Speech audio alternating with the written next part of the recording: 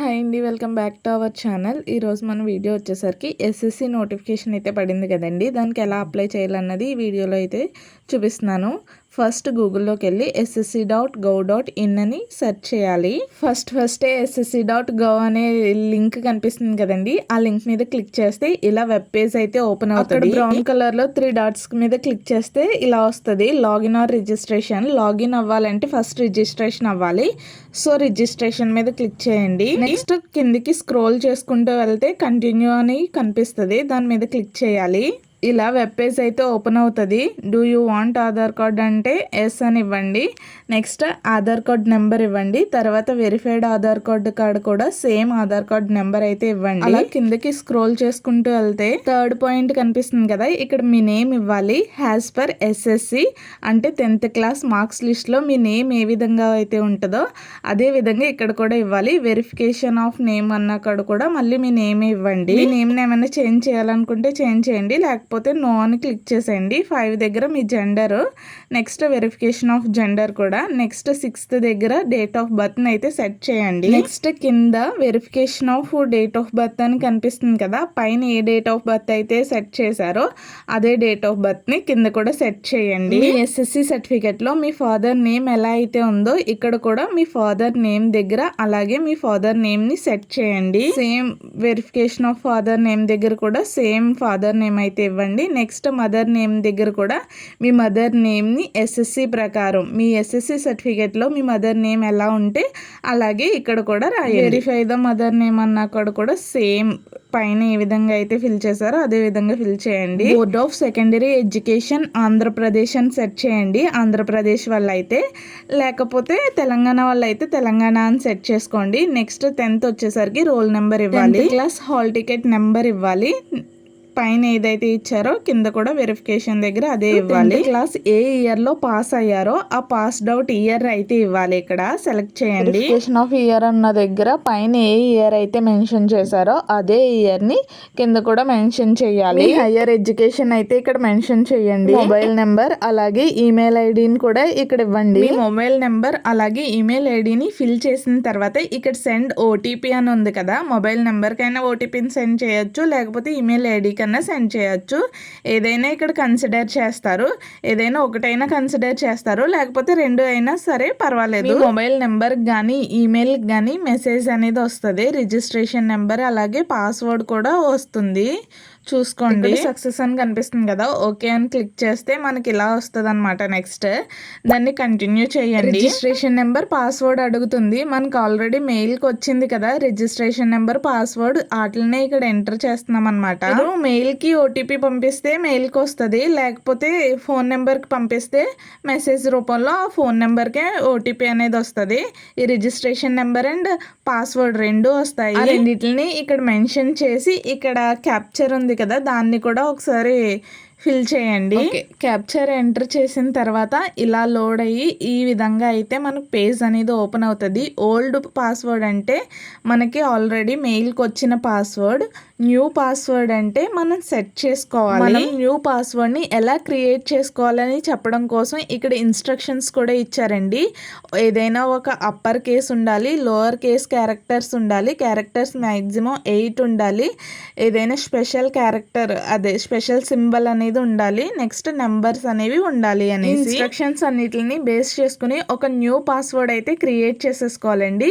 అదే confirm password కింద ఇవ్వాలి. కన్ఫర్మ్ చేసుకుంటున్నాం అనమాట మన పాస్వర్డ్ ని. ఈసారి పాస్వర్డ్ అని మనకి ఎక్కడ కనిపించినా సరే మనం న్యూగా పాస్వర్డ్ క్రియేట్ చేసుకున్నాం కదండి, ఆ పాస్వర్డ్ నే ఎంటర్ చేసుకోవాలి. ఇక్కడ సెక్యూరిటీ పర్పస్ క్వశ్చన్స్ అడుగుతున్నారు కదండి, అవి ఎందుకు అంటే ఒకవేళ ఫ్యూచర్ లో మన పాస్వర్డ్ మనం ఎప్పుడైనా మర్చిపోయినా గానీ ఈ క్వశ్చన్స్ ఆధారంగా మన అకౌంట్ ని మనం రిజిస్టర్ చేసుకోవచ్చు అనేసి. అదేనండి ఈ సైట్ లో లాగిన్ అవ్వడానికి. ఓకే, అర్థమైంది కదా. ఆపిచ్చి కానీ ఇవన్నీ నేను స్పెషల్ గా చెప్పాలా ఏంటి? ఇవన్నీ విషయాలు మీకు తెలిసినాయే కదా, మీరందరూ టాలెంటెడ్ కదా. అవును కదా. సక్సెస్ అని వచ్చింది కదండి, ఓకే అని క్లిక్ చేస్తే ఇలా వస్తుంది అనమాట. ఇప్పుడు రిజిస్ట్రేషన్ నెంబరు, మనం న్యూగా క్రియేట్ చేసుకున్న పాస్వర్డ్ని ఇక్కడ ఎంటర్ చేసి అలాగే క్యాప్చర్లను కూడా ఎంటర్ చేస్తే మనకి పేజ్ అనేది ఓపెన్ అవుతుంది. ఈ ఎస్ఎస్సి నోటిఫికేషన్ లాస్ట్ డేట్ ఎప్పుడో తెలుసా మీకు? సిజిఎల్కి అయితే 24, ఎంటీఎస్కి అయితే 31. గర్ల్స్కి ఎటువంటి ఫీజు లేదు కదా, ఇంకెందుకు మరి ఆలస్యం, అప్లై చేసేయండి అందరూ. 24, 31 అని మాత్రమే చెప్పేసి వదిలేసానండి. అదే 2024లో జూలై 24 ఒకదానికి, 31 ఒకదానికి లాస్ట్ డేట్ అనమాట. ఇంకెందుకు మరి ఆలస్యం, త్వరగా అప్లై చేయండి. అడిషనల్ డీటెయిల్స్ అని కనిపిస్తుంది కదండి, మీరు ఏ కేటగిరీకి చెందినవారో ఆ కేటగిరీని అయితే సెలెక్ట్ చేయండి. నేషనాలిటీ దగ్గర సిటిజన్ ఆఫ్ ఇండియన్ అని సెలెక్ట్ చేయండి. 4th పాయింట్ దగ్గర మీ మోల్స్ అయితే ఎంటర్ చేయండి. నేను మర్చిపోయాను, నెక్స్ట్ ఎంటర్ చేస్తాను. నెక్స్ట్ 6th దాని దగ్గర మీ అడ్రస్ అయితే ఎంటర్ చేయండి. మీ స్టేట్, మీ డిస్టిక్, అలాగే మీ పిన్ కోడ్ని కూడా ఇక్కడ ఎంటర్ చేయండి. అడ్రస్ మీ ఫ్యూచర్లో పర్మనెంటేనా కాదా అని అడుగుతున్నారు. పర్మనెంటే కాబట్టి ఎస్ అని నొక్కేయండి. ఎస్ని క్లిక్ చేస్తే ఆటోమేటిక్గా మీ అడ్రస్ అంతా సేమ్ హ్యాస్ పైన అడ్రస్ లాగే వచ్చేస్తుంది. ఒకవేళ నో అని నొక్కితే గనక అప్పుడు మీరు ఏ అయితే అడ్రస్ ఇవ్వాలనుకుంటున్నారో ఆ అడ్రస్ ఇవ్వండి. ఇక్కడ నేను చెప్పాను కదా ఇందాక 4th పాయింట్ మిగిలిపోయింది అనేసి, అది ఇప్పుడైతే నేను ఫిల్ చేశాను. ఓకే, డిక్లరేషన్ పార్ట్కి వచ్చాం కాబట్టి డిక్లేర్ అని ఇవ్వండి. అగ్రీ చేసి ఇలా అయితే వెబ్ పేజ్ ఓపెన్ అవుతుంది. ఇక్కడ మనకి అవైలబుల్గా ఉన్న నోటిఫికేషన్స్ అయితే చూపిస్తుందండి. ఇక్కడ సిజిఎల్ అండ్ ఎంటీఎస్ 2 నోటిఫికేషన్స్ అయితే చూపిస్తుంది. అప్లై చేసుకునే వాళ్ళు రెండింటికి అప్లై చేసుకోండి, లేకపోతే మీకు ఏది ఇష్టమైతే అది అప్లై చేయండి. నేను ఎంటీఎస్కి అప్లై చేస్తున్నాను. చూడండి, ఇలా ఫామ్ అయితే వస్తుంది, ఫామ్ ఫిల్ చేయండి. ఇవన్నీ చెక్ చేసుకోండి ఒకసారి. డీటెయిల్స్ అన్నీ చెక్ చేసుకున్న తర్వాతే నెక్స్ట్ అని నొక్కండి. నెక్స్ట్ సక్సెస్ అని వస్తుంది కదా, నెక్స్ట్ పేజ్ అయితే ఓపెన్ అవుతుంది. నెక్స్ట్ డీటెయిల్స్ అన్నీ ఇవ్వండి. ఇక్కడ సిజిపిఏ ఉంది కదా, మీకు ఇంటర్ కానీ అదే అక్కడ ఏదైతే మెన్షన్ చేశారో హయ్యర్ ఎడ్యుకేషన్ కాడ అక్కడ ఎన్ని పాయింట్స్ అయితే వచ్చినాయో అవి అయితే మెన్షన్ చేయండి. సేవ్ అండ్ నెక్స్ట్ని క్లిక్ చేయండి. సక్సెస్ అని బాక్స్ వస్తుంది కదా, దాన్ని ఓకే చేస్తే వెబ్ పేజ్ అనేది ఇలా ఓపెన్ అవుతుంది.